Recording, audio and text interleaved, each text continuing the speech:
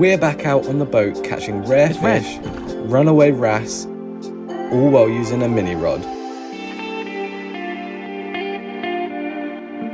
Hey guys, welcome back to the Foul Anglers. We're out on the boat. We are prawning for bass. So we've got some live prawns out on 3 rods here, and we've got all the prawns stored in this one that we foraged on Monday on nice low tide. Now, yeah, all it is just the main line, and then I've got, if it's a lure rod, just got the lure clip attached to a swivel onto about 2-foot trace, and then a little hook at the end. And yeah, we just drift along with the wind. It's not very strong at the minute, as you can probably tell, so we've drifted mainly with the tide. But as this tide drops off, hopefully the wind will pick up and we'll get some more drifts along the better sort of ground. It's just shallow sort of rocky flats really, so shale on the bottom, bit of weed. So today's bait, we have got little prawns, freshly foraged about 2 days ago, kept in the prawn box. So you can see it's got little holes on the sides so water can push through, keep them all alive. But we've got quite the haul. We've got a lot in there to use, some good sizes. So through on the underside and then come out just where that second line is there, and that keeps them alive, and they'll sit up in the water just flapping about, and then obviously the bass comes along and perfect hook placement really. We've got 3 rods out at the minute, including this little LRF rod, 5 which grams. is 5 gram.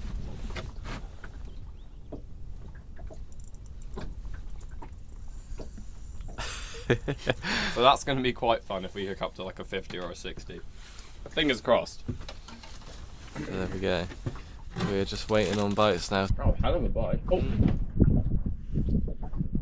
Oh, come on, they're here now. that is him.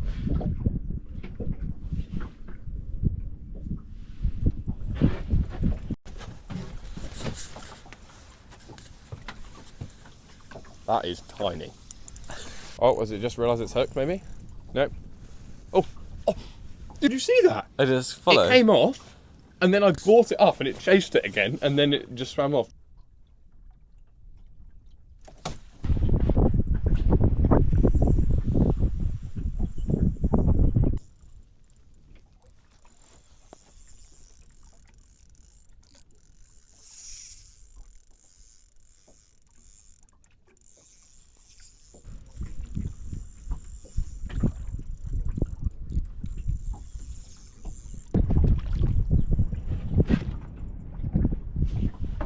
There we go, guys. You can see, if you just get inside of his mouth, you look in his gullet there, you can see the prawn feelers just sticking right out. As you can see, he's absolutely hammered that prawn and then hooked in the top of the mouth there. And that is the size of the fish that was putting up that fight. So it's going to be very interesting when we hook up to a nice one on that rod. Go, guys. Tiny schoolie. I really want to fight like a 50 or a 60 on that rod, hopefully today, but there we go. What a stunning little fish. Look how angry he is, his fins up.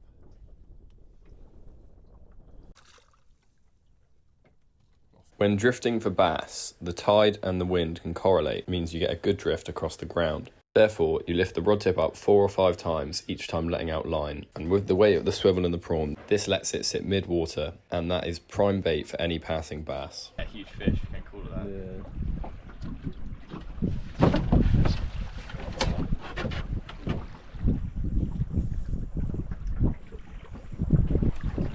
That's good, Mike. I'm going to have to put on a different hook. The hooks we were using were quite thick gauge 1/0s with a huge barb, which meant on this small rod I couldn't properly set the hook. Yeah. Can we? No.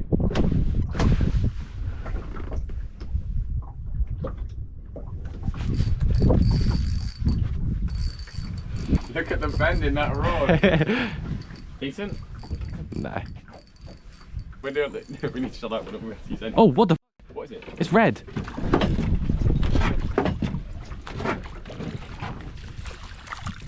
Oh my god! A coach's bream!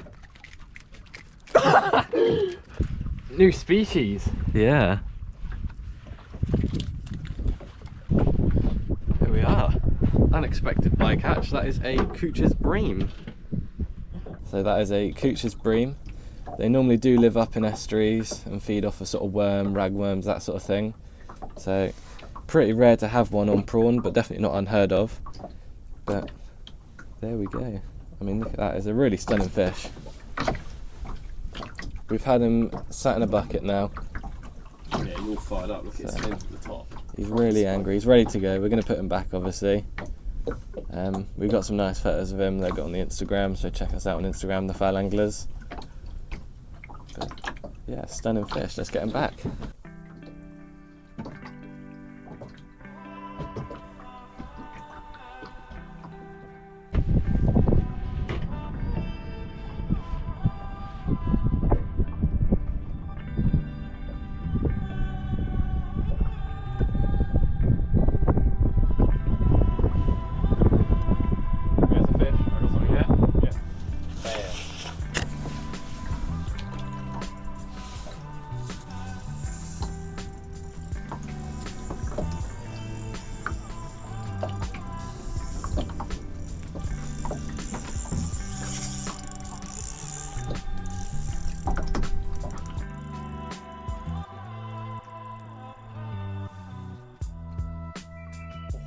There we go. Ollie is clearly out fishing me this morning. I've lost 2 decent fish. Oh, I just dripped fish juice on Ollie. 2 decent fish, and then I got this one. There's the perspective. What a monster.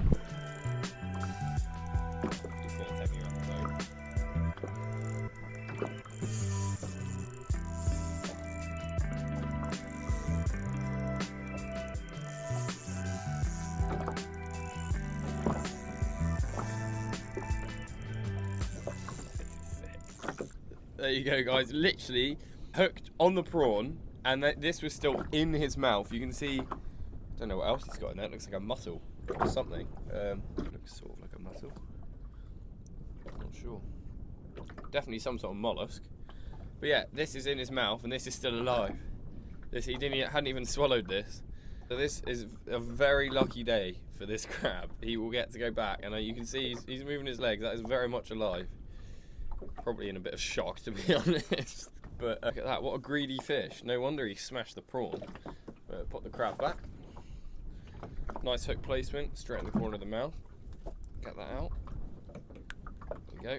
But what a scrap. I mean, that bass would probably go 38 centimetres, maybe 40. It's quite long, actually. But yeah, what a scrap on that 5 gram rod for a fish of that calibre. I mean, on a 50, I'm very excited to try it. Get released.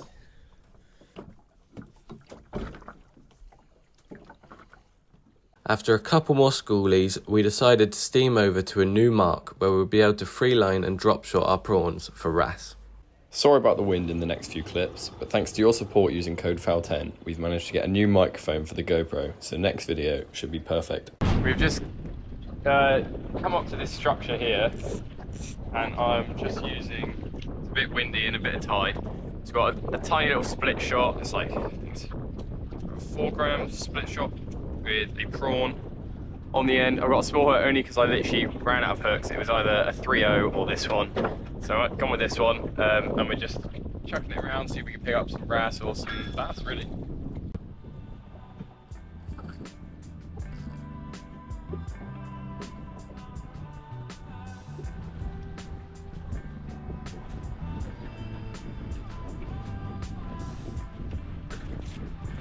That's pretty well, guys. Little green one. I'm just drop shotting at the minute, so just using the bull weight on the bottom, hook sort of in the middle between the swivel and the bull weight. Oh. Get back.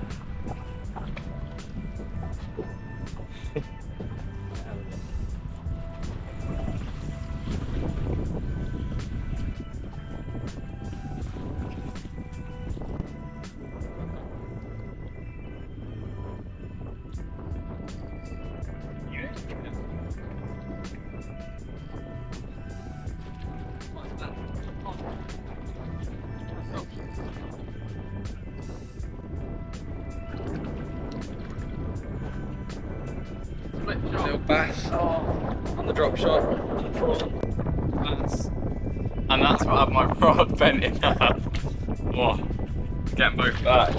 I've just swapped out my sort of mullet hook. I found this small, it's like a single inline hook, but it will do. Got one of these and then just a bigger swivel because I lost my split shot to that wrasse, just to keep it lower down on the bottom there.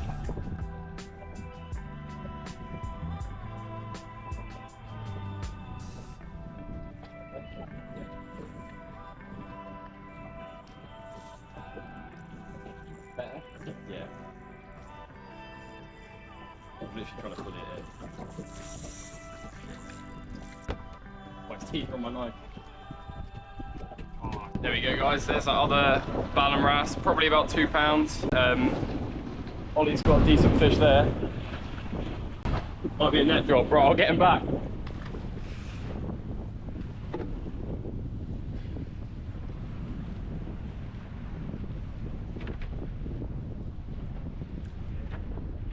So that fish was quite deep hook, the one I just showed you. So all I did, you could see that, so I went in very carefully just over the gills with a pair of pliers, pulled the hook out through the gills, wrapped the line around the hook so it wraps it backwards, and then you can pull it back out once you've got it out and it's out through the gills. So you've got the line going through the mouth and out through the gills. Wrap it around there and then you can pull it out backwards and it will come straight out of the fish's mouth. If that fails or you don't want to do that, you can always just cut the hook off. So once it's out the gill, cut the line, so then you've got your hook, pull your line back through and then just tie your hook back on. There you go.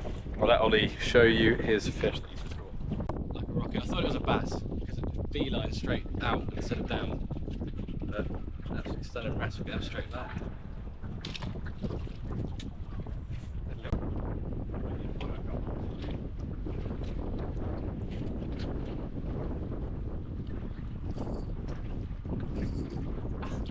Straight away.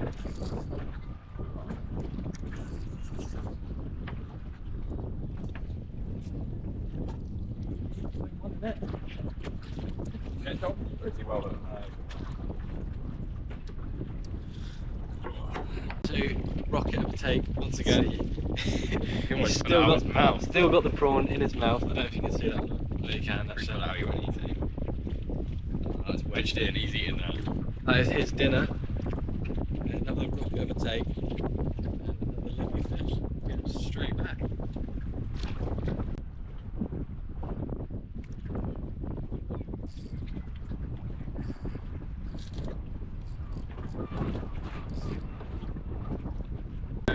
Second to last prawn. Still got the prawn in his mouth. Another beautiful Ballon wrasse. We're going to chuck down literally one more prawn and then go back to bassing. And we've just been fishing for wrasse. Now we're going to shoot over back to our bassing sort of ground that we prefer to go bassing on with some live prawns and give that a go really until we feel like heading back. Right, so rod and reel wise, just in case we have got anyone wondering what we're using. I don't usually use this, but it's a 5-gram trout rod and a 1000 size Daiwa reel, just for a bit of a laugh, just hooking up the small bass and hopefully big bass, just makes it a bit more fun, get a bit more play out of it. Usually using around 30-gram spinning rods generally. Not too long obviously for a boat, we've all got generally like 8 foot or shorter, because obviously in a boat you can only walk so far back to land a fish, and if you've got a rod that's still 5 foot over the other gunnel, it's going to be a bit of a pain to land a fish. So yeah, I mean this one I believe is a 6 foot rod, yeah, I think it's about a 6 foot rod, 5 grams. It's great fun, but generally about 6 to 8 foot 30-gram spinning rods and then 2,500 to 3,000 size reels generally is what you'd want for this sort of fishing.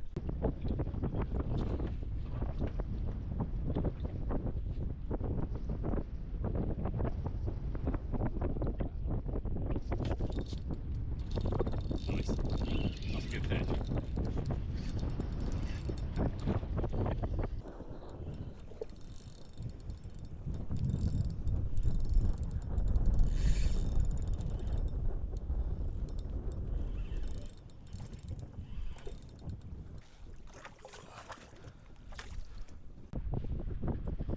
There we are. Took a bit harder than I think he should have done for that size, but I'll play and get a bit of sport out of him. Nice We went on to have a couple more schoolies, but it wasn't long before the rain came in, so we decided to head home. Thank you guys for watching, and see you in the next one.